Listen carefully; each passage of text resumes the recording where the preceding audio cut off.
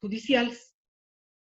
Esto está claramente delimitado y establecido por la sentencia constitucional plurinacional 1304/2015-S1 de 28 de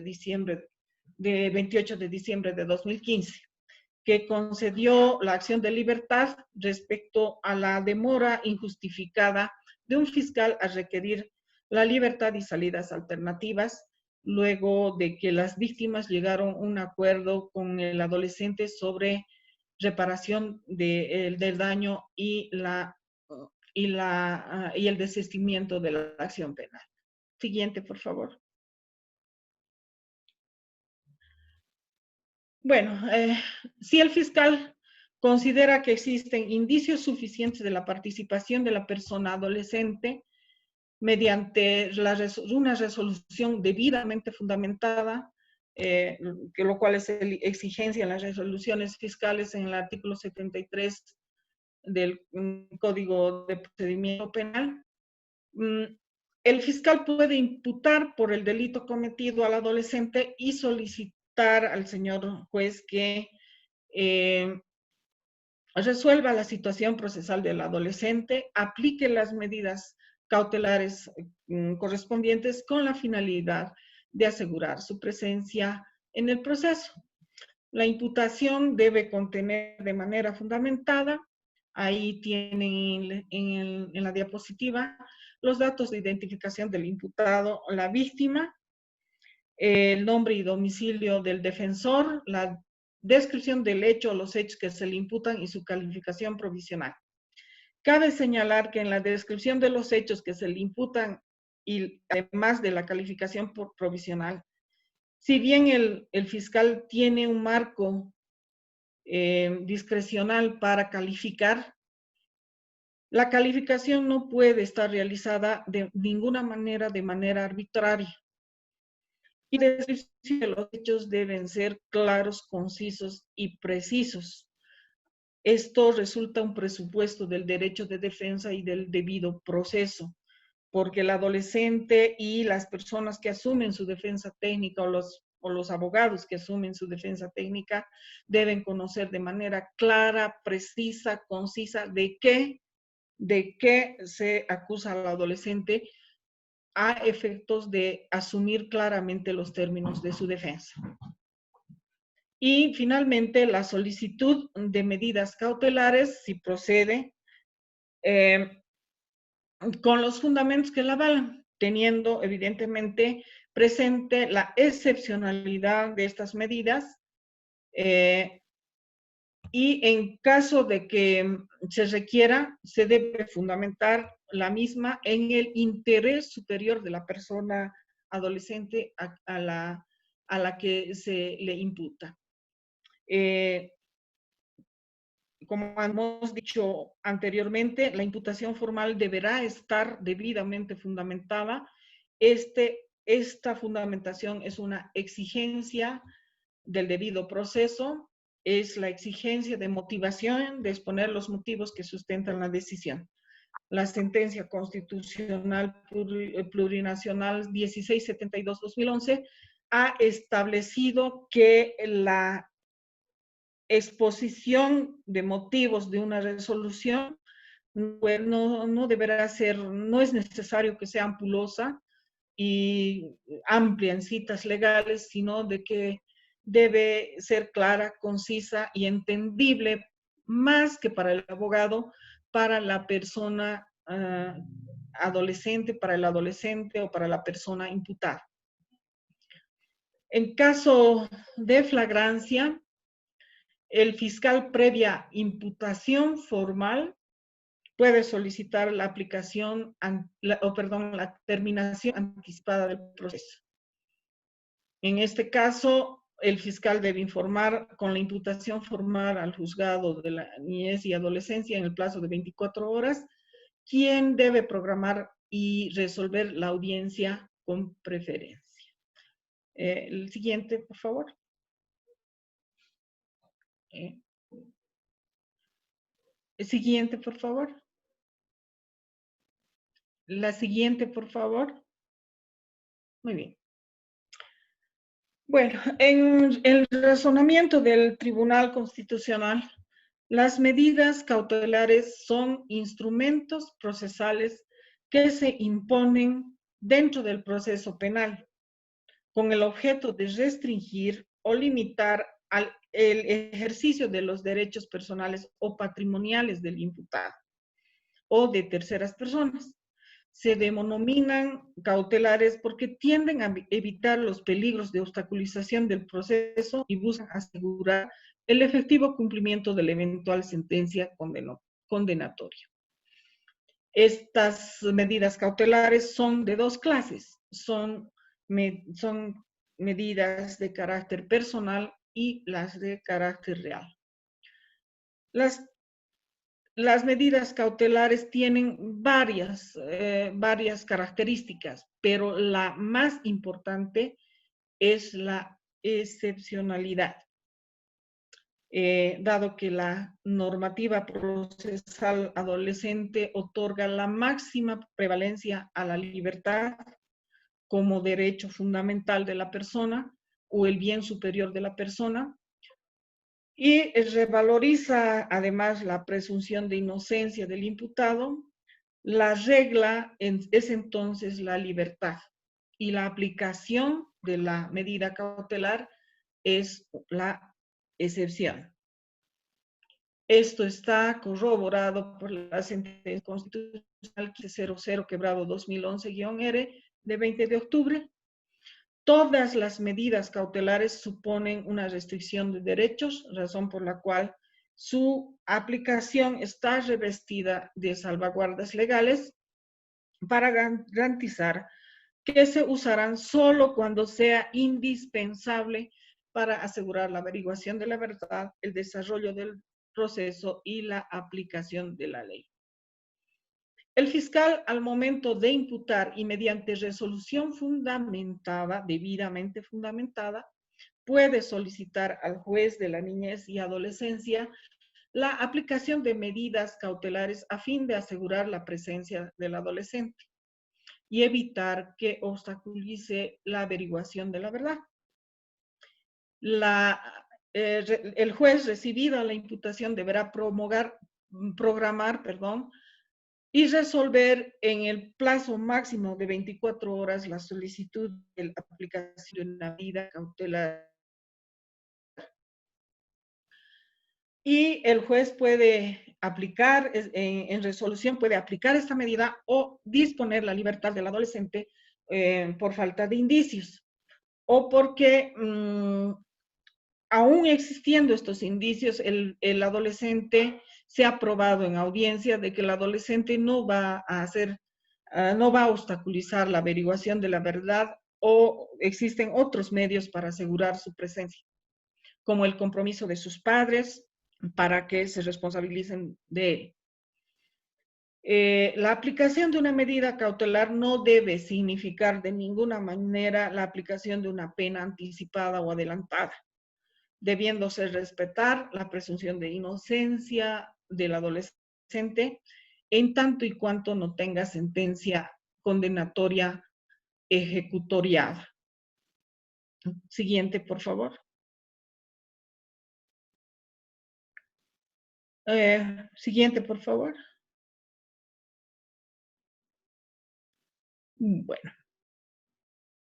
El juez puede disponer una o varias medidas cautelares que están establecidas en el artículo 288 del Código Niño-Niña Adolescente, como la obligación de presentarse ante el juez con la periodicidad que la autoridad determine, que el adolescente se obligue a someterse al cuidado de una persona de comprobada responsabilidad que no tenga antecedentes penales,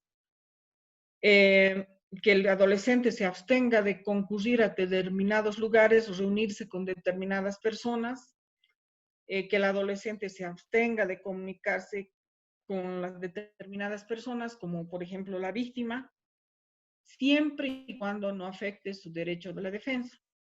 El arraigo, que el adolescente tenga la obligación de permanecer en su domicilio con el cuidado de su padre, de su madre, su guardador, su tutor, y que de manera excepcional sea detenido en un centro de reinserción social.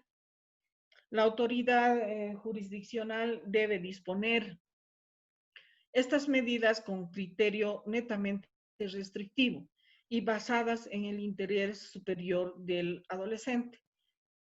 Y también debe prever que se ejecuten de manera que perjudiquen lo menos posible la persona y su reputación.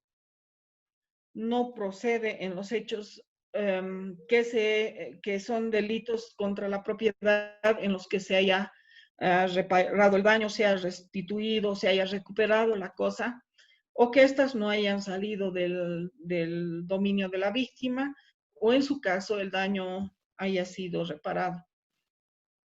El artículo 232 también declara la imprudencia de estas medidas de esa medida en los delitos de acción privada y en los que no tengan penas previstas privativas de libertad, en los delitos sancionados cuyo máximo legal sea inferior a 3 años.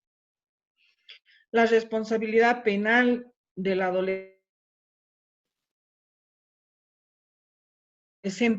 debe ser atenuada en 4/5 partes respecto al máximo penal correspondiente al delito establecido en la norma penal. Esto lo establece el artículo 268. Y esto quiere decir que si el máximo de la 3 años para la aplicación de estas medidas. En caso de no proceder la detención preventiva y que no se encontraran los padres del adolescente, se debe resolver emitiendo una resolución que determine la prosecución del proceso con el adolescente en libertad irrestricta o bajo ciertas medidas cautelares. Y se puede ordenar como medida de protección del adolescente el ingreso a un centro de acogida. Siguiente, por favor.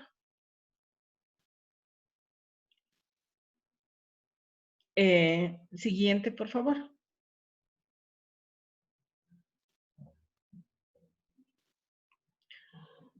Muy bien, el juez puede aplicar medidas cautelares cuando de manera concurrente se presenten las siguientes circunstancias. La existencia de elementos suficientes sobre la probable autoría del imputado o del adolescente en el hecho y que exista riesgo razonable de fuga u obstaculización de la averiguación de la verdad. El juez debe considerar si el adolescente trabaja en Bolivia, coopera permanentemente con su familia o en el sostenimiento de su familia, y si es así puede considerar de que no existe riesgo de fuga.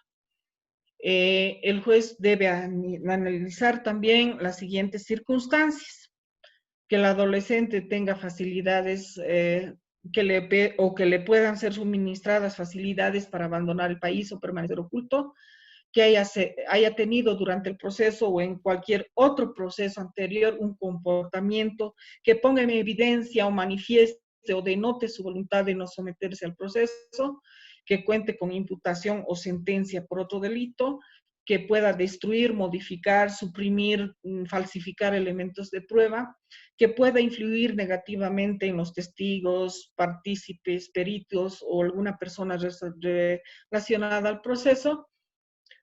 Y el Código Niña Adolescente establece una circunstancia adicional que podría argumentarse como riesgo de fuga u obstaculización de la verdad. Y esta es que el adolescente permanezca o pertenezca a una organización o alguna asociación delictuosa. Sin embargo, la sentencia constitucional plurinacional 056-2014 de 3 de enero de 2014 declaró inconstitucional el numeral 9 del artículo 234 del Código de Procedimiento Penal, que establecía como circunstancia de peligro de fuga que el imputado pertenezca a asociaciones delictuosas u organizaciones criminales.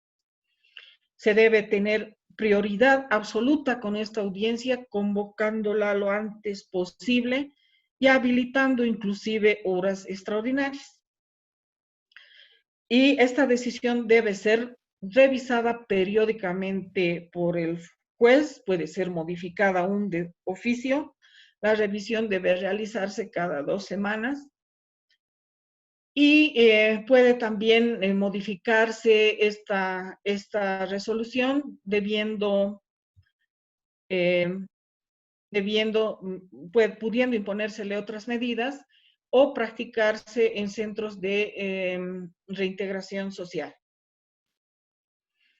También el adolescente, en caso de haber sido detenido en un centro o haberse dado la detención preventiva del adolescente, puede solicitar la cesación de la detención preventiva y el juez debe señalar audiencia para la resolución en el plazo máximo de 3 días. Y en esa audiencia el juez puede aplicar otras medidas previstas en el Código Niña y Adolescente y puede determinar también, según las circunstancias, la libertad del adolescente. El adolescente, está de más decir que el adolescente puede proponer actos investigativos en cualquier momento de la etapa de la investigación.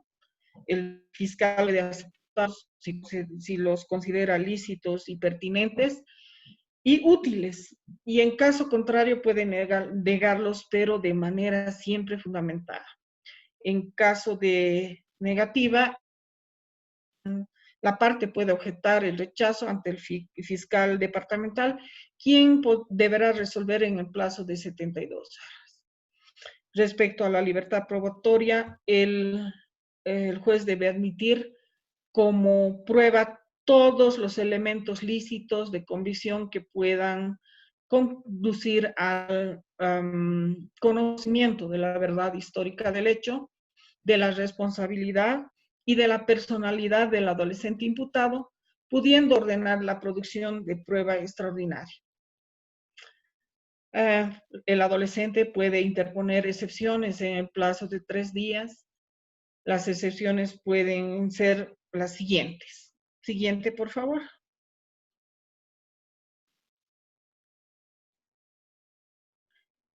Siguiente, por favor.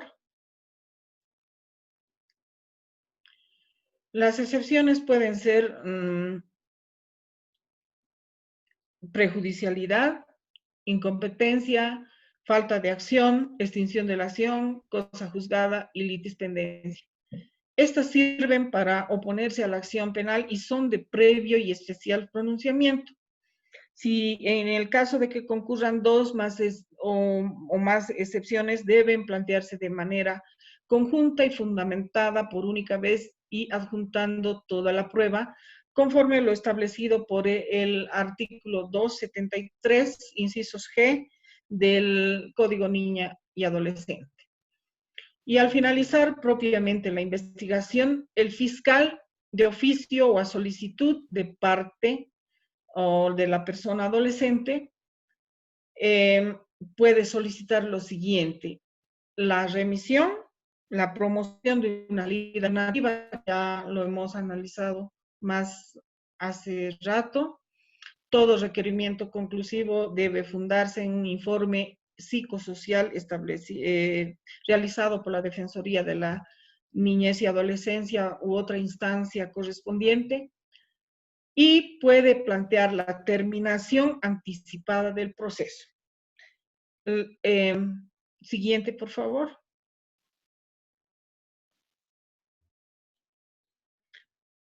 También puede solicitar el sobreseimiento y acusar formalmente. Respecto a la terminación anticipada del proceso, tiene el objetivo de acortar el juicio y llegarse a una sentencia consistente en que la persona renuncia a ejercer su derecho a juicio oral, acuerda con el fiscal la terminación del proceso en base a la admisión del hecho, su participación en él y su renuncia voluntaria a juicio ordinario. En la práctica penal del país, la persona acepta declararse culpable a cambio de una pena más benigna. En este caso debe ser un caso de delito flagrante, deben estar reunidos los elementos de convicción suficientes para sustentar la acusación y puede ser solicitada después de la declaración del adolescente en flagrancia o al finalizar la etapa de investigación, en ambos casos previo requerimiento de imputación. Este uso de la terminación anticipada es cuestionado por contravenir el mandato de la Convención de los Derechos del Niño en su artículo 40, numeral 2, porque en este artículo se observa de que todo niño que ha infringido las leyes penales debe debe presumirse su inocencia mientras no se pruebe su culpabilidad en un juicio conforme a ley. También el señor fiscal podrá solicitar el sobreseimiento, si él podrá emitir sobreseimiento, resolución de sobreseimiento, de acuerdo con el resultado de la investigación, al no haber encontrado indicios de responsabilidad, y disponer el archivo de obrados cuando resulta evidente que el hecho no existió, que no constituye delito, que el adolescente no participó en el hecho, que la prueba los fundamentos de prueba no son suficientes para fundamentar una acusación y es necesario que exista una imputación previa. Caso contrario, la resolución tiene que ser de rechazo. Y finalmente, el señor fiscal puede acusar formalmente si considera que la acusación proporciona un fundamento para el enjuiciamiento del joven o del adolescente con responsabilidad penal y la presenta y debe presentarla ante el juez de la niñez y adolescencia. Siguiente, por favor.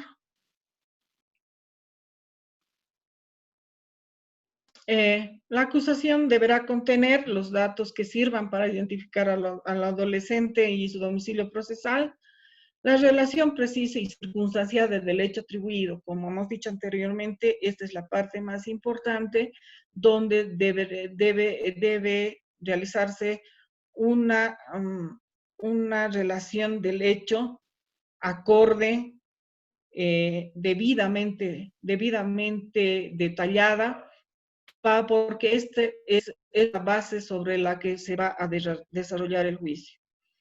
La fundamentación de la acusación con expresión de los elementos de convicción que la motivan, debe el señor fiscal expresar para qué y qué pretende probar con cada uno de los elementos de prueba, los preceptos jurídicos aplicables, la tipificación, su calificación legal, las normas que se van a aplicar y el ofrecimiento de prueba que se introducirá en el juicio. Se debe realizar el ofrecimiento de todo lo acopiado en la fase de investigación. Finalmente, viene la etapa de juicio oral. Siguiente, por favor. En la que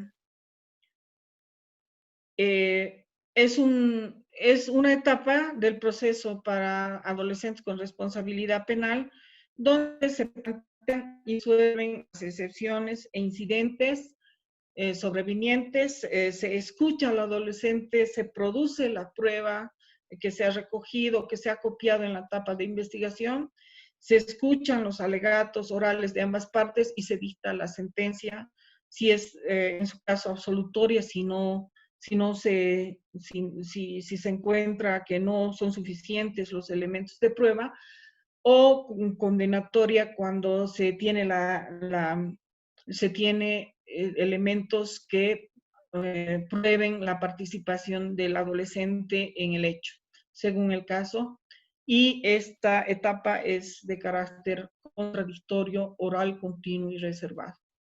en todas, absolutamente todas las etapas del proceso, en especial las del juicio oral, se deben respetar los derechos y garantías procesales básicas, como la presunción de inocencia, el derecho a ser notificado en todas las actuaciones, el derecho a no responder, el derecho al asesoramiento técnico, el derecho a la presencia de los padres o tutores, la confrontación con los testigos y a interrogar a estos, el derecho de impugnación o de apelación ante la autoridad superior, y debe favorecer este procedimiento los intereses de la persona adolescente y se debe sustanciar en un ambiente reservado de comprensión que permita que el adolescente participe y se exprese también libremente.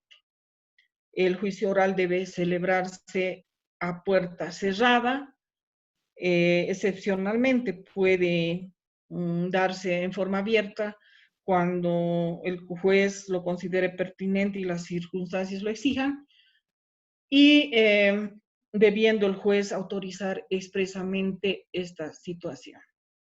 He querido, queridos colegas, desarrollar la primera etapa del proceso, que es la fase investigativa, la fase de medidas cautelares, y terminar en una pequeña explicación del juicio oral, así concisa como se ha realizado, porque el tiempo es limitado y obviamente el desarrollo ya del procedimiento en juicio oral es complicado y requiere de mucho más tiempo.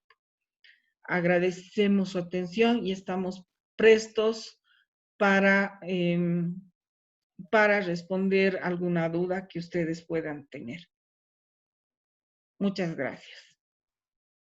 Gracias, doctora Jimena Mendizábal. Definitivamente, muy buena explicación. Ha absuelto bastantes dudas que nosotros teníamos y de repente ya tenemos hasta otro criterio, ¿no? Y eso es muy bueno. Magistral, diría yo, su exposición, cabal, y estamos muy agradecidos con eso. Bueno, yo quiero ahora dirigirme a todos los que están participando en el conversatorio virtual. Es un momento donde podemos hacer preguntas a nuestra invitada, a nuestra panelista, con la finalidad de que podamos absolver más aún. Y también así pueden hacerlo mediante el sistema de textos que nos permite la plataforma, es decir, hacer sus preguntas, o también levantando la mano a tiempo de poder permitirles la palabra. Tengo acá la intervención, el doctor Alfred nos está solicitando la palabra. Doctor Alfred, si me ayuda, por favor, adelante, tiene la palabra. Buenas noches. ¿Desde dónde se comunica y haga su pregunta?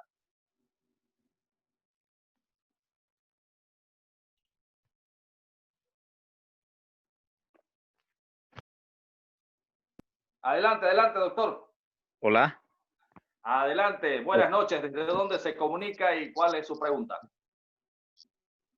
¿Me escucha? Buenas noches. Correcto, hola. Buenas noches, lo escuchamos. Buenas noches, doctor. Muy buena la disertación de la doctora. Primeramente, felicitar a la doctora, ¿no? La pregunta es la siguiente. Cuando un adolescente se somete a una terminación anticipada, que es muy similar a un procedimiento abreviado, ¿cuáles son las fases específicamente que se debe seguir? Porque muchas veces en un proceso se nos ha complicado. Muchos van como si estaríamos ingresando a un juicio oral, pero otros fiscales directamente lo plantean vía excepcional o vía incidental. Entonces, esa es mi pregunta. ¿Cuáles los pasos que se debe seguir cuando ya a partir de que la fiscal presenta el juez? ¿Cuáles son los pasos que se debe seguir en este caso para terminar el proceso con esta terminación anticipada, doctor? Esa es la pregunta.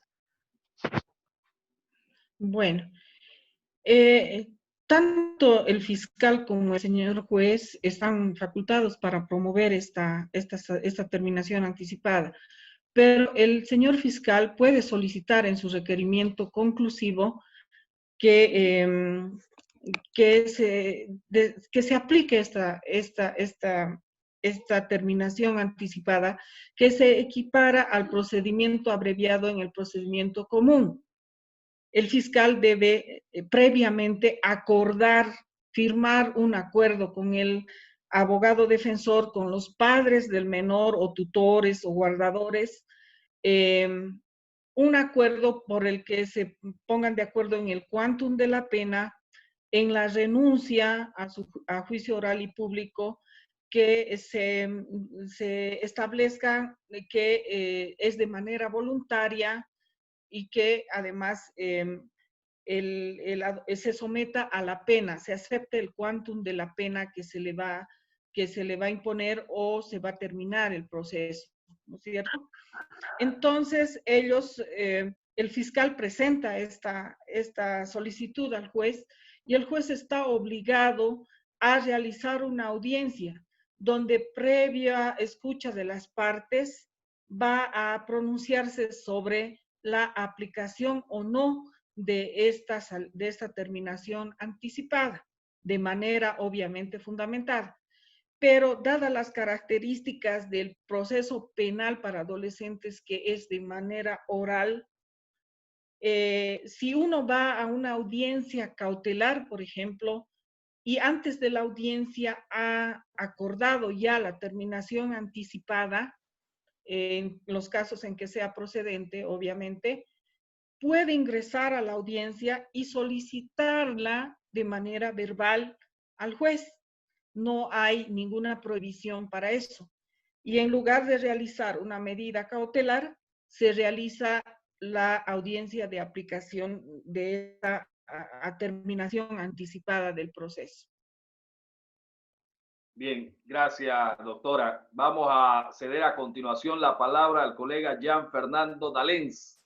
Estimado doctor, si nos está escuchando, por favor, ¿cuál es su pregunta y desde dónde se comunica? Adelante, tiene la palabra. Muchas gracias. Buenas noches a la doctora. Agradecerle y felicitarle por la exposición, a los señores organizadores. Y bueno, la pregunta que yo tengo en mente, en el caso de que un menor de 13 años sea aprehendido en fragancia por microtráfico de sustancias controladas, doctora, por favor, ¿cuál sería el procedimiento y cómo debería de tratarse en este caso? Le hablamos desde la ciudad de Potosí. Un saludo a los potosinos fieles y finos. Bueno, un menor de 13 años, menor de 14 años, bajo ninguna circunstancia puede ser detenido, procesado, y tampoco pueden aplicársele ningún tipo de medidas. Lo que tiene que realizar la autoridad policial o fiscal en su caso es remitirnos a las instancias técnicas necesarias para que este menor sea protegido. Para que se haga un informe social, para que se vea su situación, pero los adolescentes de ninguna manera pueden ser procesados, menores de 14 años pueden ser procesados penalmente.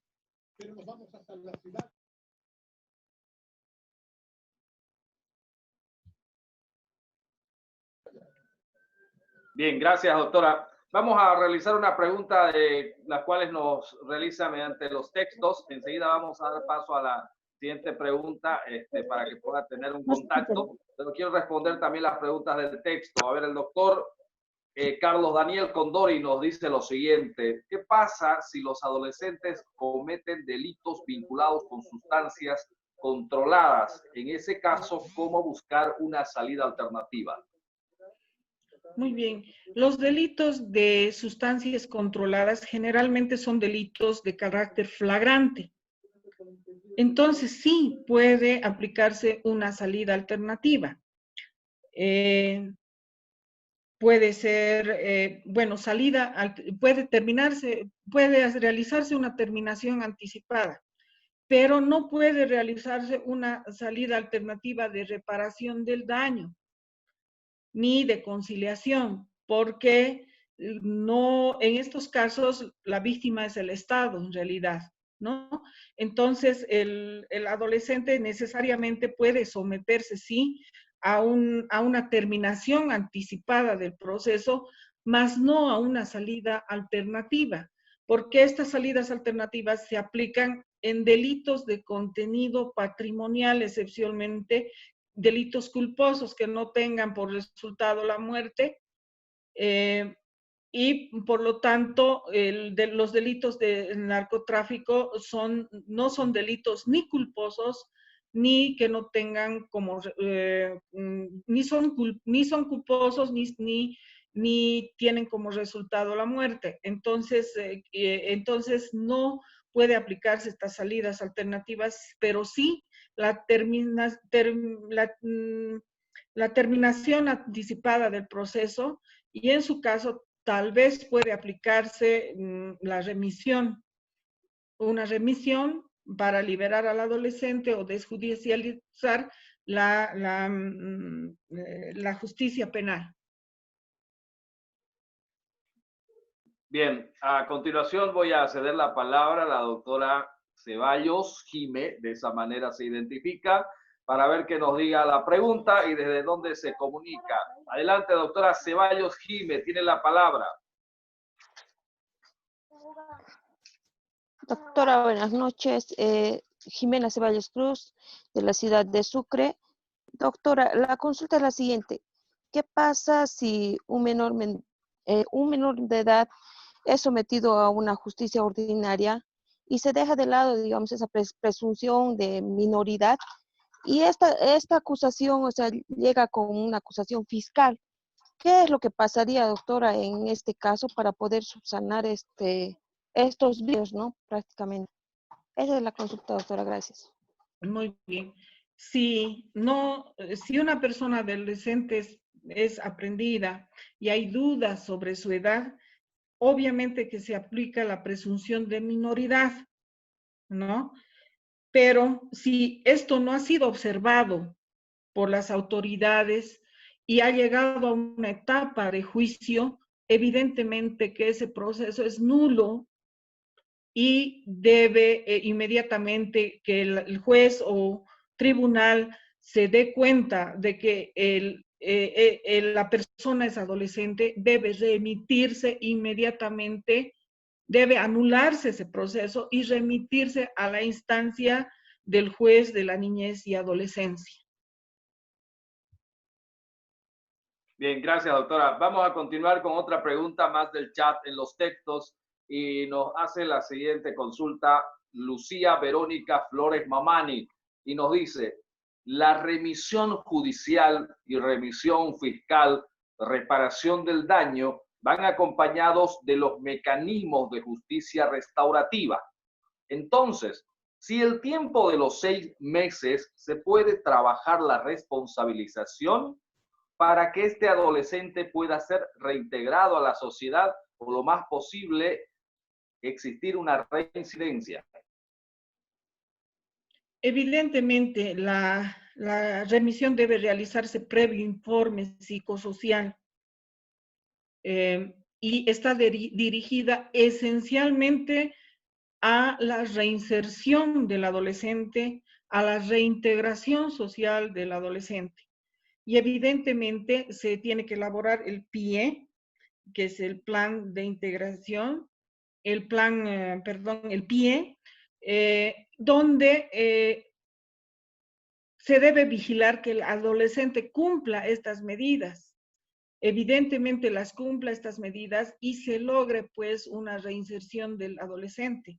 En esos 6 meses que se imponen estas medidas de reinserción social, obviamente que se tiene que trabajar con psicólogos, con trabajadoras sociales que controlen, es decir, con el equipo multidisciplinario de los juzgados de la niñez y adolescencia, que controlen el cumplimiento el cumplimiento del adolescente de estas medidas para, en su caso, lograr pues que se reinserte a la sociedad.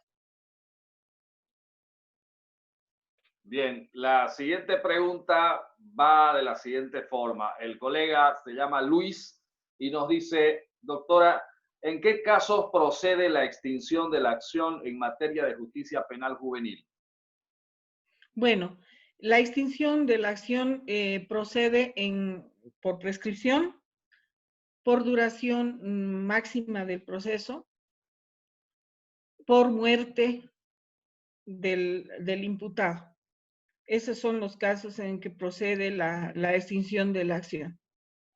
Y también, perdón, procede la extinción de la etapa investigativa. Es decir, cuando se excede del plazo de los 45 días, se puede plantear la extinción por vencimiento del plazo de la etapa investigativa. Bien, gracias, doctora. Complementa la pregunta el doctor Luis. ¿Y la conciliación y la reparación del daño sería posible también? Bueno, no son excepciones la conciliación y la reparación del daño. Vienen a ser salidas alternativas.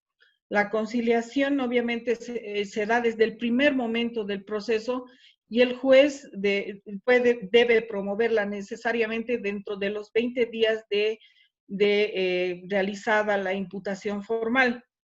Esto puede, pero sin embargo, dada la amplitud del procedimiento en materia de adolescentes, puede el señor juez o el fiscal promoverla de oficio en cualquier momento del proceso. Y la reparación del daño es cuando el adolescente, sus padres o sus encargados, tutores, guardadores y la víctima han llegado a un acuerdo de reparación del daño en el que se ha reparado ya el daño de manera integral o en su caso se ha afianzado suficientemente esa reparación del daño. Entonces, tanto la conciliación como la reparación del daño son salidas alternativas que materializan el principio de oportunidad. Bien, gracias, doctora. Como 4 veces veo la misma pregunta y se repite, todo unísono, digamos así. Doctora, ¿cuándo o a partir de qué momento el adolescente puede ser imputable o procesado penalmente? ¿14 o 16 años? 14. Los menores de 14 no bajo ninguna circunstancia pueden ser procesados, ni aprendidos, ni sometidos a ninguna medida socioeducativa. Pero sí, a partir de los 14 años, los adolescentes deben someterse a la justicia penal, si es que son infractores, si es que han cometido alguna infracción a la ley penal, obviamente. A partir de los 14 años. 14 años, bienísimo. Doctora, la colega María Laura nos dice lo siguiente. En el caso que el imputado, en este caso menor de edad, sus padres o tutores pueden apersonarse al proceso penal con o sin mandato legal. Están obligados el fiscal, el señor fiscal y tanto el juez como el fiscal están obligados a notificar a los padres o tutores o guardadores para que se hagan presentes en el proceso. Y en caso de no tener padres o no tener ningún tutor, deben notificarse a la Defensoría de la Niñez y Adolescencia, que tiene las facultades necesarias para asumir la representación del menor. Y también, obviamente, su defensa técnica. Es decir, los padres también tienen responsabilidad en algún grado, dependiendo del tipo penal en el cual esté imputado el menor. Los padres son en realidad las personas que llevan la responsabilidad de proteger al adolescente, de enseñarle y también de ser los que estén en el momento en que el adolescente sea procesado penalmente. Tiene que realizarse necesariamente el procedimiento penal con el conocimiento de sus tutores, guardadores, padres o de la persona que está a cargo del menor. Muy bien. Estimada doctora Jimena Mendizábal, nosotros estamos realmente agradecidísimos con el tiempo que nos está obsequiando. Honestamente, estamos muy contentos también y esperamos que no sea la última oportunidad poder invitarle nuevamente en otro momento y nos pueda seguir dando las luces que nos está haciendo en este momento. Algo inolvidable, honestamente, y nosotros estamos agradecidos. Desde acá le enviamos un abrazo fuerte, un caluroso abrazo virtual desde las tierras candentes de Santa Cruz. Y desde la tierra de los locos enamorados de su ciudad, que somos todos los sucrenses, un abrazo gigantesco a todo Bolivia y especialmente a ustedes en la ciudad de Santa Cruz.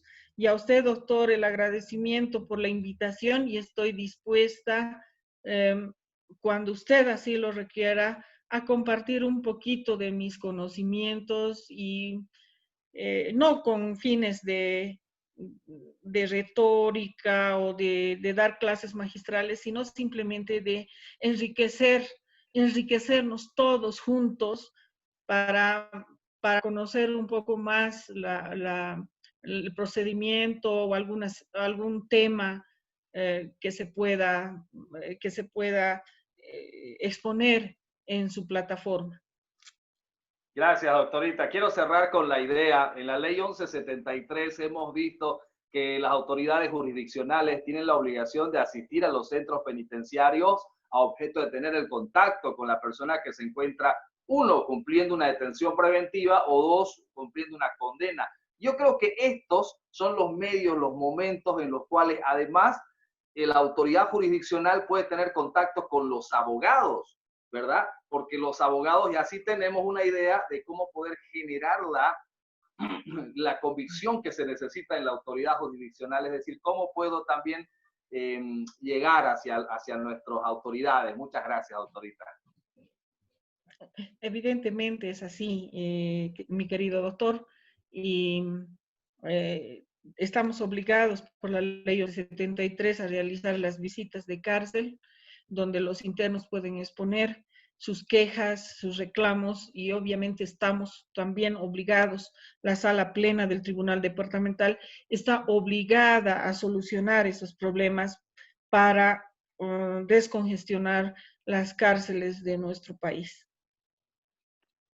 Gracias, doctorita. Bueno, muchas gracias también. Les invito a todos los colegas y también le invito a usted, doctorita, que pueda continuar con nosotros si gusta, porque tenemos la exposición, la disertación del doctor, el colega Félix Oros. Él es el vicepresidente del Colegio de Abogados de Santa Cruz de la Sierra. Y el colega doctor Oros, Félix Oros, nos va a hablar respecto a lo que es el poder constituyente y lo que es el poder constituido en lo que llamamos la democracia plural.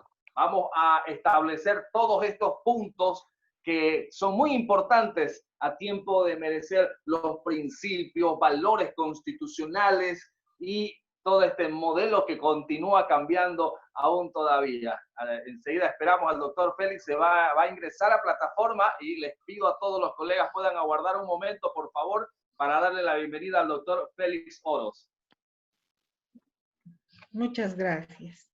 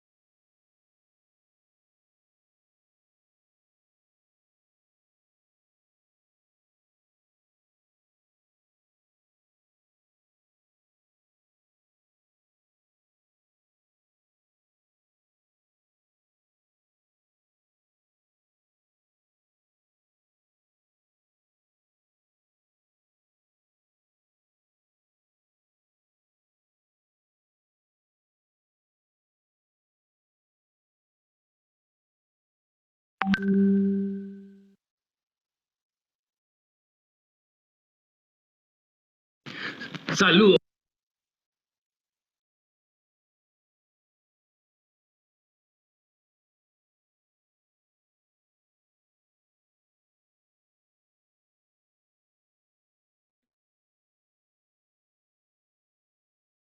Bien, excelente. Ahora sí, muchas gracias por habernos permitido el tiempo de espera. El doctor Félix Oros, un destacado profesional también notable desde todo punto de vista, porque lo hemos visto desde donde se encuentra en la vicepresidencia del Colegio de Abogados de Santa Cruz de la Sierra. Ha llamado mucho la atención y todos los colegas de repente en algún momento nos sentimos identificados también por haber estado en diferentes actividades y de repente haber demostrado lo que es el abogado activo, lo que es la esencia de ese abogado inquieto. Y nosotros estamos contentos de que el doctor Félix Oros esta noche nos ceda su tiempo también para poder hablar un tema tan importante ya a nivel constitucional, democrático, de un Estado de Derecho, y para eso le saludamos. Doctor Félix Oros, ¿cómo está? Buenas noches. Gracias, querido Marco. Buenas noches. Un saludo cordial a todos los que están en sintonía a través de la plataforma. Realmente una explicación también interesante y bastante objetiva la que dio la colega doctora, la abogada que me precedió. Bueno, vamos a hablar sobre el tema de democracia. Hablamos de democracia, poder constituyente, poder constituido y lo que son la democracia, cómo está en Bolivia.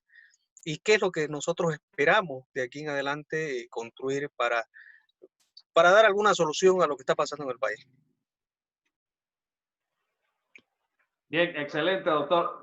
Honestamente, nosotros estamos convencidos que pues, hay varias cosas en el Estado plurinacional que necesitan ser modificadas, ¿no? Y la Constitución Política del Estado, a partir del año 2009, nos ha presentado estas figuras nuevas, como en su momento se vio pues el artículo 8 de la misma Constitución, donde establece nuevos principios, por ejemplo, el Amasuya, Amaquilla, ¿no? El cual nos orientaba en el sentido de no seas flojo, mentiroso, ni seas ladrón, vivir bien, vida armoniosa, vida buena, tierra sin mal. Es decir, estos son los nuevos principios en los que se sustentan y los valores y además los fines del Estado. Yo creo que es un buen punto de partida para considerar ya el tema en sí, que nosotros hemos visto que usted lo va a poder exponer y que nos va a poder dar las luces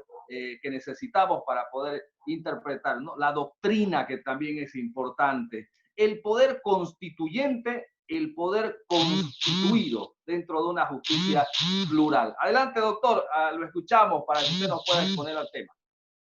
Gracias, querido Marco. Bueno, trataremos de ser lo más breve posible por el tema de que podamos hacer un diálogo. ¿Qué es poder constituyente y qué es poder constituido? El poder constituyente somos cada uno de nosotros, porque somos nosotros el valor, el fin en sí mismo, como poder, como fuente de poder. Nosotros somos los dueños del país, nosotros somos los dueños de las riquezas naturales, nosotros somos los nacionales, somos los ciudadanos, los que velamos por nuestra forma de organizarnos, nuestras formas de ser. En el tema del poder, en el tema administrativo, en el tema de educación, en el tema de salud y todo lo demás, somos cada uno de nosotros los que decidimos en forma individual cómo es que queremos vivir. Y ahora, ese como poder constituyente, y hay distintas formas, digamos, de organizar el Estado. Sin embargo, ya tenemos un Estado organizado, un Estado-nación que tiene tres poderes, es decir, el poder ejecutivo, el poder legislativo y el poder judicial. Y ahora le han incrementado más el poder electoral.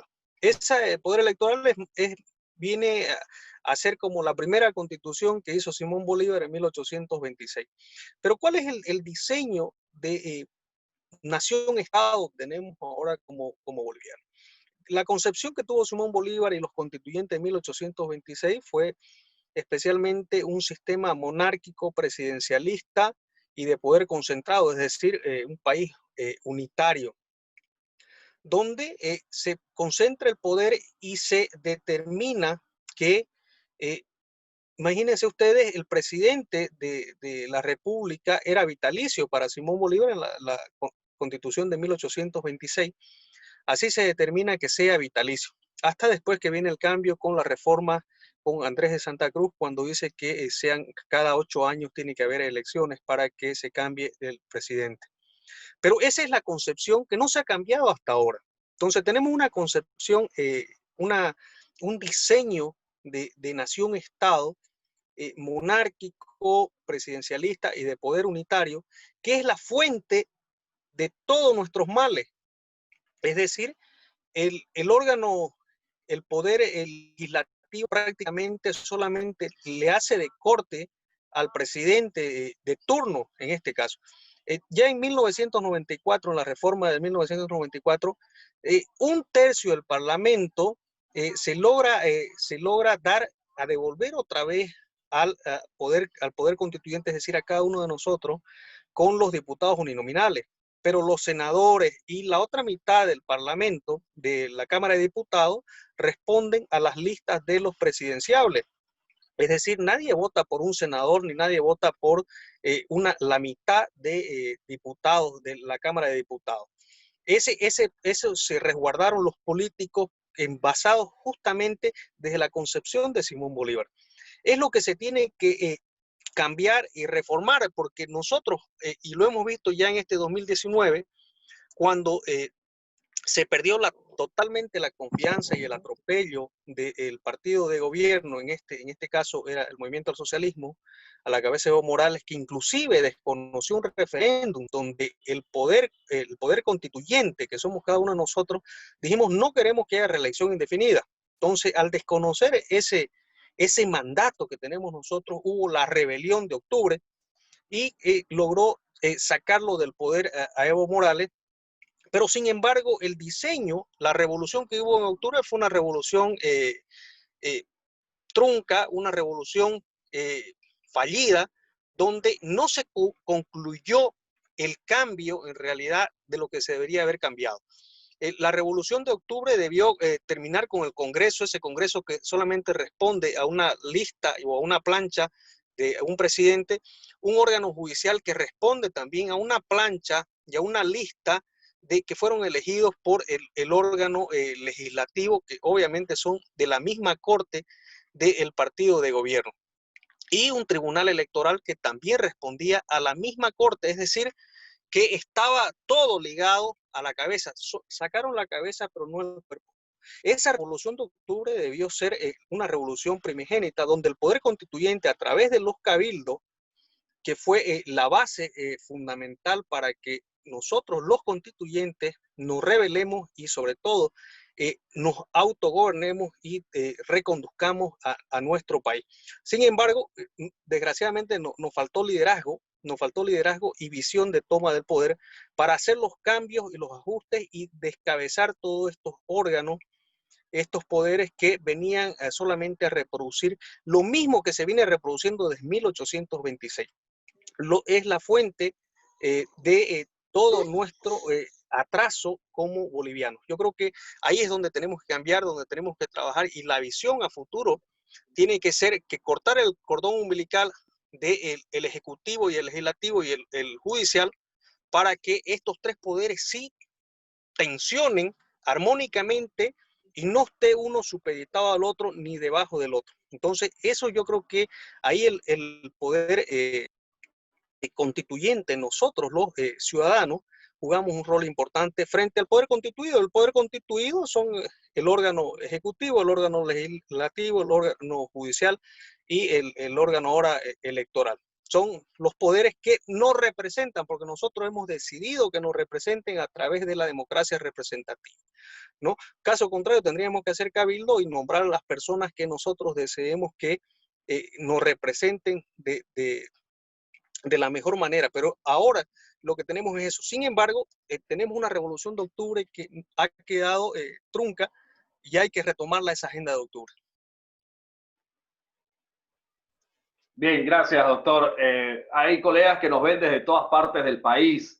La Paz, Oruro, Potosí, Tarija, y muchos de ellos tenemos también seguramente la misma iniciativa y vemos la Constitución Política del Estado a partir del año 2009 y tratamos de encontrar una conexión con la realidad, una conexión de lo que existe y siguiendo más que todo estos valores que se habían implantado en su momento, me refiero a los de unidad, igualdad, inclusión, dignidad, libertad, solidaridad, es decir, son varios valores señalados en el artículo 8 que son inherentes al poder constituido, en el sentido de que como abogados y nosotros hace poco realmente estaba hablando yo respecto a argumentación jurídica, pero esto me interesa mucho de que usted lo pueda o me pueda ayudar a desarrollarlo.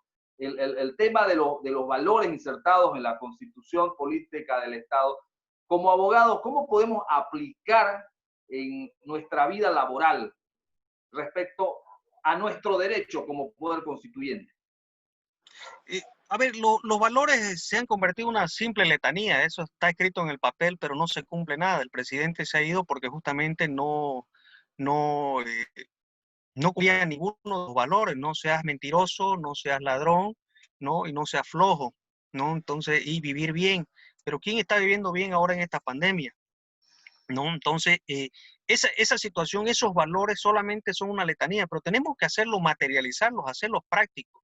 Y para materializarlos y hacerlos prácticos es que tenemos que cambiar el diseño constitucional, el diseño de la Constitución, el diseño de administración de Estado. No podemos seguir viviendo casi 200 años con un sistema fordiano. Cuando digo un sistema fordiano es que de Henry Ford, de la fábrica de Henry Ford, y sacar productos de un solo corte, de una sola medida, ¿no? De un solo estándar. Es decir, que desde el nivel nacional, nivel central, nos mandan los textos de educación, nos mandan cómo debe ser la salud en cualquier punto del país, nos quieren ordenar el sistema económico.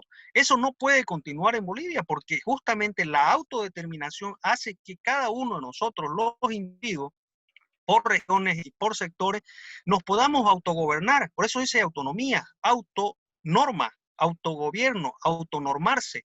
Entonces, ese diseño es el que nosotros tenemos que cambiarlo de fondo porque es estructural, ¿no? Para que estos valores que están escritos en la Constitución, que no son nada más que ahora una letanía porque nadie los cumple, nadie, ni el que está hablando, ¿no? O sea, realmente tenemos ahora una cultura que nos han dado un tan mal ejemplo, ¿no? Los gobernantes y a nivel global tenemos mal ejemplos que no estamos cumpliendo esos valores. Hay que retomar esos valores, pero hay que hacer una campaña, ¿no? Progresiva en toda la sociedad, que se llama una filosofía, se llama ejemplaridad pública. Cada uno de nosotros tenemos que poner un granito de arena para mejorar esta situación, especialmente en temas de corrupción, que es lo que nos azota como bolivianos, que estamos en el puesto 125 a nivel transparencia, a nivel global.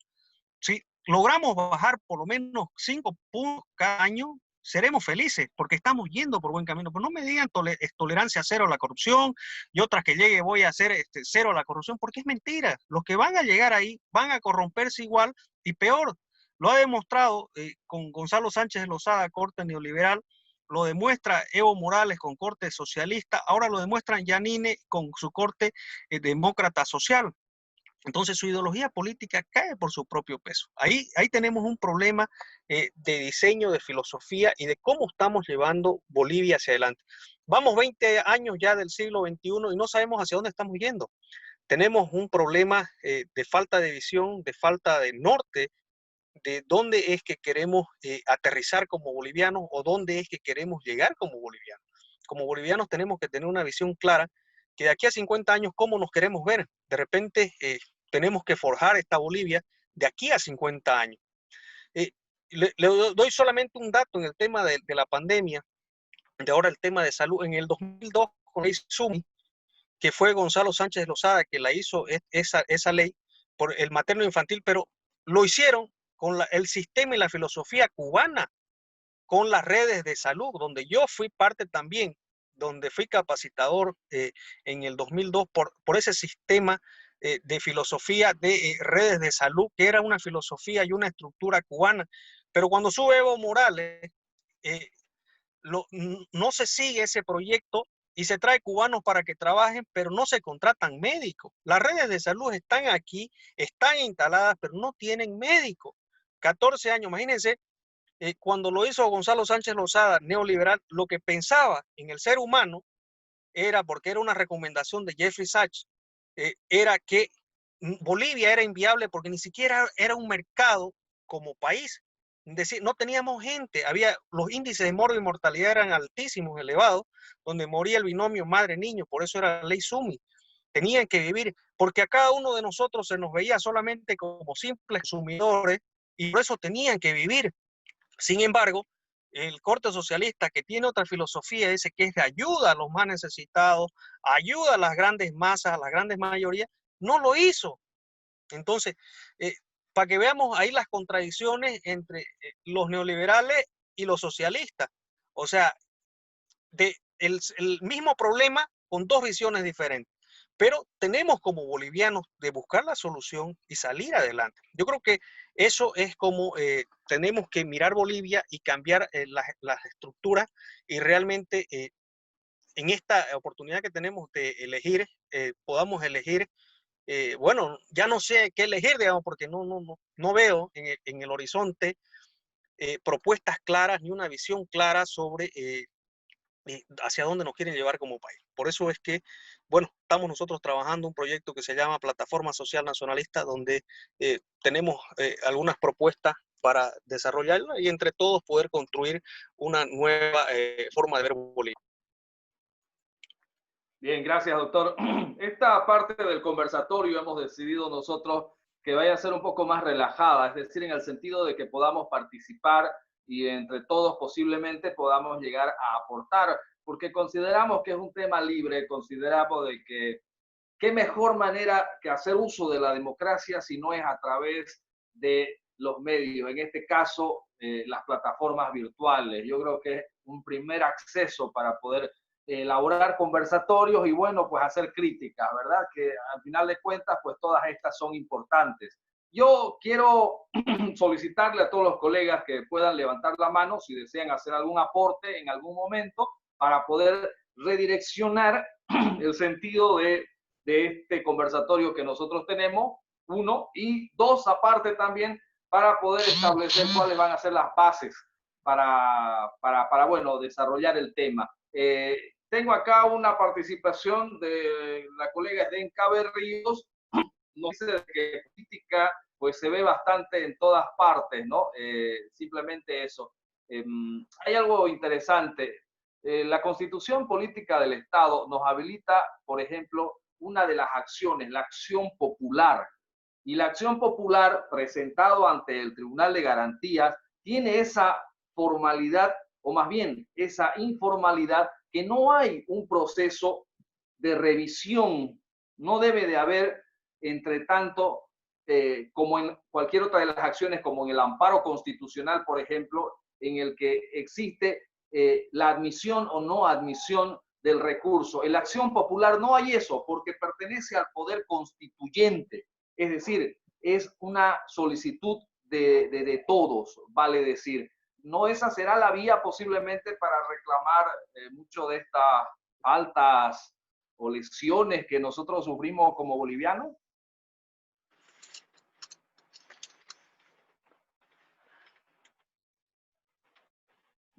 Le hago la pregunta a usted. Ya, perfecto. Bueno, mire, tenemos tantos recursos, queridos, como abogados para reclamar todo lo que nosotros querramos. Pero seguimos en lo mismo, 20 años llevamos reclamando. No podemos seguir viviendo reclamando, no podemos, a quienes nosotros depositamos nuestra confianza para que hagan las cosas correctamente, no sean corruptos, no sean flojos, no sean ladrones y vivamos bien, no, resulta que son nuestros verdugos. Resulta que son nuestros verdugos, son nuestros persecutores, son los que tratan de acallar las voces disonantes o quien quiera opinar diferente. Entonces, Eso no puede continuar, es por eso que las acciones que hagamos van a ser simples acciones y van a caer en saco roto y vamos a desgastarnos permanentemente, nos desgastamos, ¿no? Haciendo acciones y siempre estar reaccionando frente al poder. El poder es un loco, así lo dice Zaffaroni, y la camisa de fuerza es la Constitución. Y por eso nosotros como ciudadanos tenemos que ver siempre por esa camisa de fuerza que esté bien ajustada al loco que suba, puede ser de derecha, de izquierda, de centro, el que sea, porque el poder enloquece y si zafa la camisa de fuerza realmente es un peligro para todos los ciudadanos. Un loco ya zafado ya es realmente grave. Pero ahí nosotros creo que tenemos que trabajar en el fondo. Nosotros estudiamos ciencias jurídicas, políticas y sociales. No nos olvidemos, porque los que deben estar aquí escuchándonos creo que deben ser la mayoría abogados o estudiantes. Entonces, en ese entendido es que tenemos que comprender a cabalidad que una constitución es constitución política del Estado. Entonces, y es política del Estado y normalmente, si miramos la historia de las reformas constitucionales, ya estamos en momento de un cambio de reforma constitucional, porque entre 10 a 15 años ha habido una reforma constitucional en Bolivia.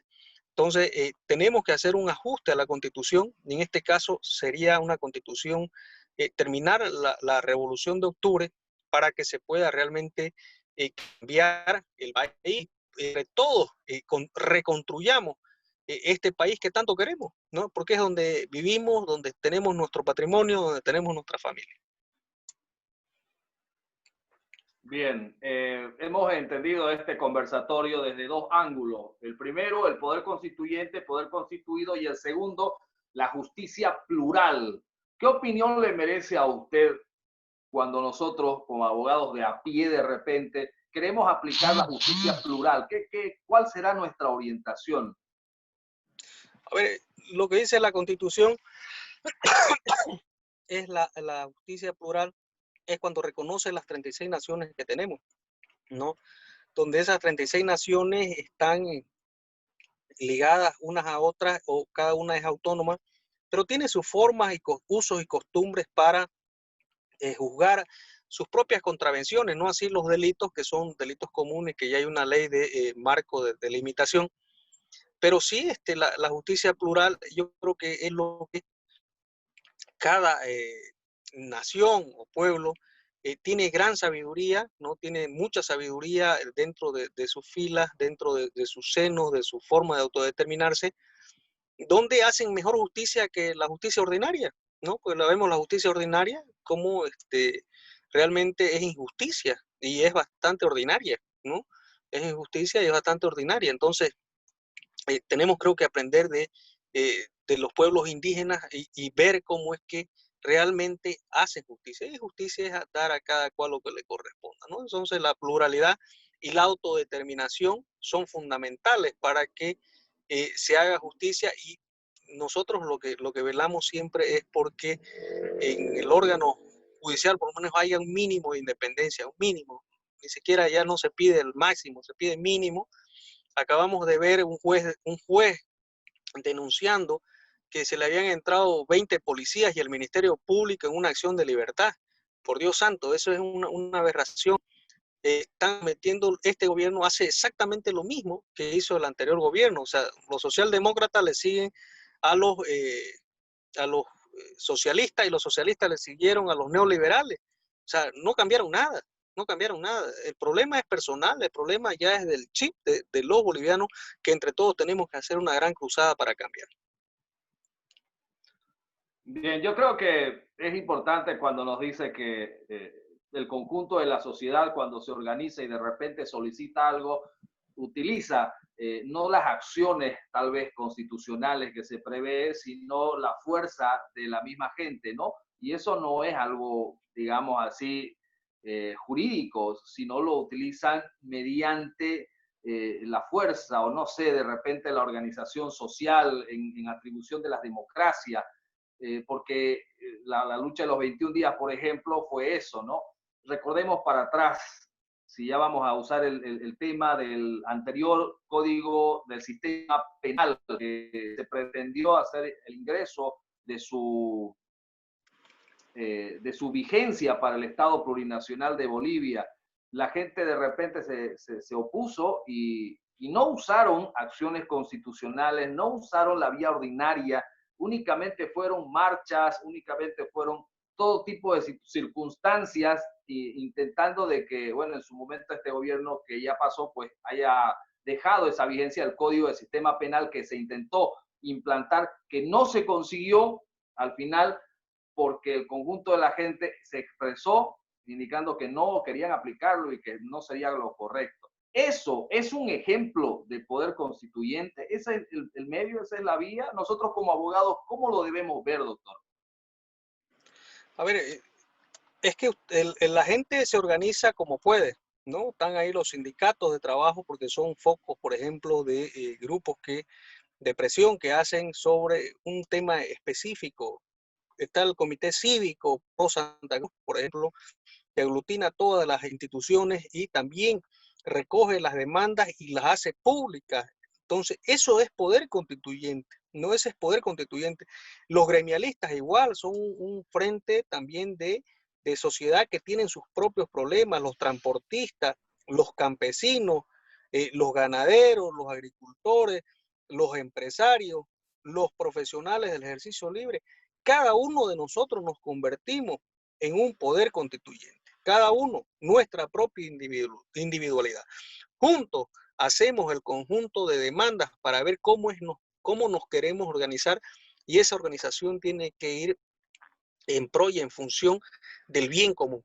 Del bien común, lo que sea mejor para todos, sin violentar a cada uno de sus miembros. Bien, una vez más me dirijo a todos los participantes del conversatorio para que puedan participar, tal vez realizar alguna pregunta, tal vez de repente generar alguna idea, un tema de debate sobre lo que se pretende, que es el tema de fondo, ¿no es cierto? Y además que va ligado estrechamente a la Constitución Política del Estado. Estimado doctor, me parece que tenemos ya la participación de un colega. Doctor, ¿cómo está? Buenas noches. Tiene la palabra, ¿tiene algún aporte?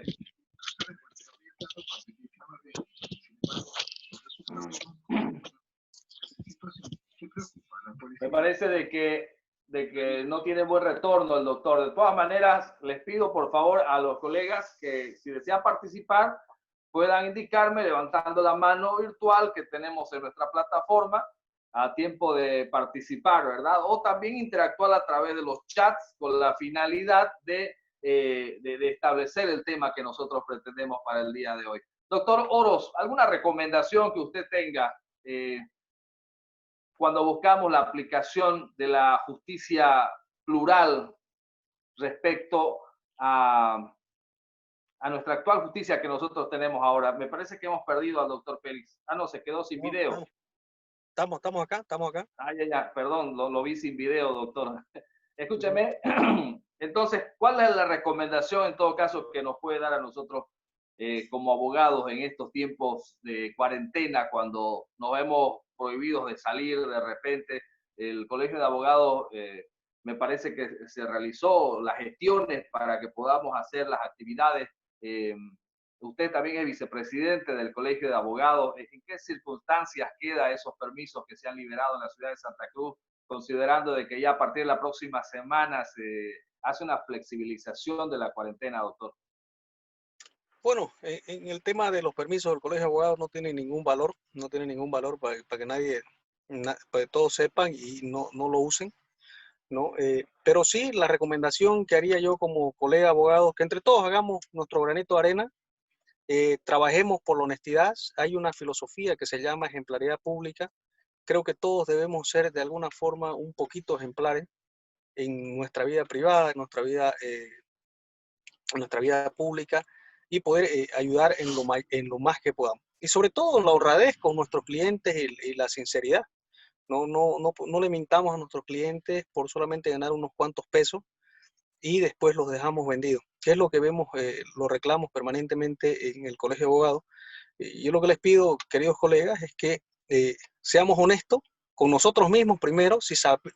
No nos metamos a defender a alguien si no sabemos la materia, porque estamos haciendo uso indebido de la profesión, porque no estamos jugando con la vida, pero estamos jugando con la libertad de las personas y estamos jugando con su patrimonio también de las personas. Entonces, especialmente seamos honestos y decir si sé la materia o si no la sé, para o trabajar con otro colega que sí sepa la materia para garantizar a ese cliente, a esa persona que tiene y pone las esperanzas en nosotros, que vamos a cuidar primero su libertad y después también cuidar su patrimonio.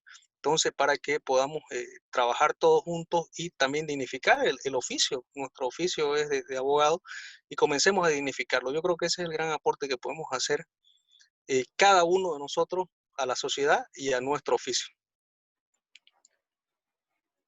Bien, estimado doctor, nosotros de nuestra calidad de abogados que trabajamos en las actividades diarias, ¿de qué manera ejercemos nuestra democracia? ¿Solamente a través del voto? Nosotros también podemos participar en las actividades del Estado, es decir, en las solicitudes de las personas. Vemos varios colegas en todo el país posiblemente que presentan acciones de inconstitucionalidad, acciones populares. Ese es el medio en que estamos convocados por la ley 387 del ejercicio de la abogacía a ayudar a la sociedad y generar ese debate. ¿Cuál es el consejo? ¿Cuál es su perspectiva, doctor? Me parece importante que devolvamos otra vez el debate público de las cosas públicas, ¿no? Y no se debatan solamente temas privados en público, ¿no? Lo que vemos en los chat shows, en los programas reality, ¿no? Sino que veamos de debatir temas realmente que son de interés público. Y en este caso, los abogados tenemos una gran responsabilidad porque ya les he dicho, nosotros estudiamos ciencias jurídicas, políticas y sociales. Y tenemos una gran responsabilidad ante la sociedad, que esa sociedad espera de nosotros una gran orientación y nosotros también conducir correctamente a nuestra sociedad hacia el bien común. Y porque la parte normativa solamente es un acuerdo, es el contrato social, es un acuerdo entre todos los ciudadanos, cómo es que queremos vivir y cómo queremos administrar nuestra libertad y cómo queremos administrar la seguridad y nuestros bienes. Eso hacemos los abogados y creo que es importante que entre todos comencemos a concientizarnos y ser conscientes sobre todo de la gran responsabilidad que tenemos en las espaldas, y es por eso que cada vez se nos critica más, porque más se nos dio, más se nos pedirá, ¿no? Y yo creo que es eso, querido doctor. Bien, gracias, doctor. La colega Esdenka Berrío nos escribe y nos dice una pregunta. ¿Es la democracia representativa el ideal democrático?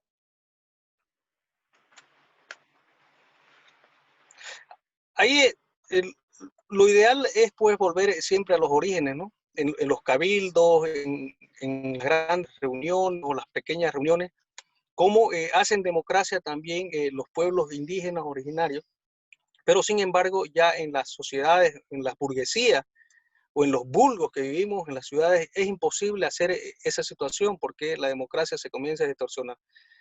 La mejor democracia que tenemos ahora, la representativa o la democracia a través del voto de la elección, es si se quiere decir, ahora es la democracia vigente a nivel global, dominante en todo el sistema global del mundo, y es lo que tenemos que hacer es siempre perfeccionarla y poner siempre en democracia y en debate permanente los temas públicos de interés público y de interés nacional o interés local, que se puedan debatir, que se puedan escudriñar y que se pueda sacar siempre la mejor idea. Creo que eso es la democracia. Hay que devolver otra vez al ágora o la plaza pública los temas de debate público. Bien, gracias, doctor. Nos escribe el colega Rodrigo Lizarazu, nos dice lo siguiente. Me parece que la pregunta va en este sentido. ¿Cómo hacemos vinculante las decisiones de un cabildo? Las decisiones de un cabildo ya son vinculantes, están constitucionalizadas, solamente lo que tenemos que hacer es ejecutarlas, ¿no? En este caso, los líderes cívicos son los que tienen que ejecutar ese mandato de cada cabildo, ¿no? Porque y así, hemos tenido 9 cabildos en octubre, entre octubre y noviembre, prácticamente todo el país cabildeó y todo el país decidió pedir la renuncia de Evo Morales y hacer el cambio de los parlamentarios que están ahora y siguen vigentes, ¿no? Que no son más que unos piratas políticos, y también el Tribunal Supremo de Justicia, que tendría que haberse cambiado, el Tribunal Constitucional, el Consejo de la Magistratura, todo se debió cambiar porque ese era un mandato de los cabildos. Pero sin embargo, el mandato no se cumplió a cabalidad. Es por eso que esa revolución de octubre está todavía vigente y latente, ¿no? Entonces es un mandato ciudadano que tenemos que cumplirlo y tenemos que hacerlo cumplir, ¿no? De que la clase y la élite política obviamente no le convenga eso y mejor es estar en su confort, obviamente, porque es decir que lo sacaron al ladrón de la casa, pero le dieron como depositario al mismo ladrón. Es lo que ha pasado en Bolivia, ¿no? Entonces imagínense ustedes. Bien, doctor. Hay una pregunta desde la ciudad de Sucre, nos dice la doctora Claudia Sanguino, nos dice lo siguiente. ¿Qué opinión le merece la democratización del órgano judicial, tipo que sus magistrados son elegidos mediante el voto del pueblo? Mire, eso dicen los que hicieron la Constitución y la diseñaron en el 2009 fue altamente descabellado, pero también calculado, ¿no? Eso trajeron el modelo de anglosajón. En Estados Unidos se elige para entrar a la carrera judicial. Para entrar a la carrera judicial se elige a los jueces de base, es decir, a los jueces de circuito o a los jueces públicos que tenemos ahora. Así se lo elige cada 6 años. Imagínense, inclusive se copiaron hasta los años. Cada 6 años se hace eso en Estados Unidos. Para que los jueces, mientras más reelegidos son, más confianza gozan de su comunidad, porque los jueces son justamente naturales de su comunidad o cercanos a su comunidad. Es por eso que la justicia se hace dentro de las propias lugares territoriales. Pero acá se hizo a la inversa. No puede ser pues que el culmen de la carrera judicial sea elegida. ¿Por qué? Porque es una carrera judicial. Tiene que haber un tiempo donde se lo escudriñe, donde se le haga seguimiento a ese juez, donde acumule años de vuelo, años de conocimiento para que pueda hacer justicia y no nos pueda hacer barbaridades. Entonces, creo que el diseño de esa elección fue desastrosa y se tiene que invertir. La forma de hacer carrera judicial y de ingreso al órgano judicial sí tiene que ser por elección ciudadana y de ahí para adelante ya evaluarla en su función y en su desarrollo. Bien, muchas gracias, doctor. Ya para hacer sus conclusiones, tal vez nos podría dar alguna orientación final, algunas palabras que usted pueda indicar a toda la concurrencia en este momento virtual. Gracias, querido doctor Marco. Felicitarlo por la iniciativa. Realmente es loable lo que usted está haciendo. También felicitar a todos los que lo siguen y los que están siguiéndonos a través de esta transmisión. Yo, queridos colegas, les deseo que tengan mucho éxito en el desarrollo de su trabajo, de sus funciones, de su profesión. Pero les hago un pedido para que entre todos cambiemos nuestra forma de ser, evitemos la corrupción de nosotros mismos, de una u otra forma. Evitemos generar coimas a la policía, evitemos generar coimas al Ministerio Público, evitemos generar coimas también a los jueces, pagando por la libertad, pagando por lo que se tiene que hacer. Entre todos, si es que cada uno de nosotros nos ponemos la meta y decir, yo no voy a ser corrupto, yo voy a cambiar, entonces vamos a hacer ola, uno a uno vamos a ir sumando y vamos a ir cambiando el sistema. No es solamente denunciarlo el hecho, sino es no aceptarlo el hecho. Porque ya estamos cansados de denunciar y vamos a seguir llenando los anaqueles. Pero si yo no acepto el hecho de ser corrupto, ¿no? Coimeando a un policía para que mi cliente salga bien o pidiéndole plata al cliente para que coimear policías o fiscales o jueces, entonces si yo me corrijo, voy a voy a corregir todo el sistema. Y yo creo que podemos hacer un gran aporte desde esa óptica como abogado, y creo que sería un gran movimiento hacer por ejemplaridad pública. Bien, Y les muchas deseo gracias. muchas Gracias, querido bendiciones. doctor. Muchas gracias.